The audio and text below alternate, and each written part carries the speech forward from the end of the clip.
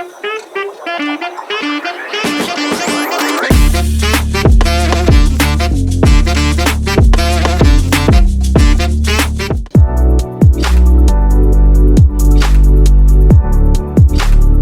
to today's session. If you want your blog to attract more readers, you need the right keywords. In this video, I will show you step by step how to find the perfect keywords for your blog. Keywords are the search term people type into Google to find information.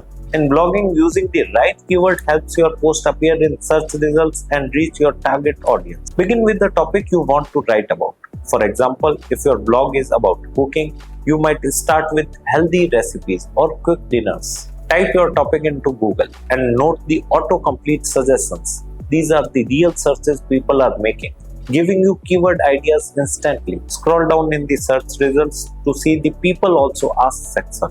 These questions are keyword-rich ideas you can turn into blog post topics. Tools like Google Keyword Planner, Ubersuggest, SEMrush, or Ahrefs give detailed keyword data, search volume, difficulty, and competition. Look at blogs similar to yours. See what keywords they rank for using tools like SEMrush or Ahrefs.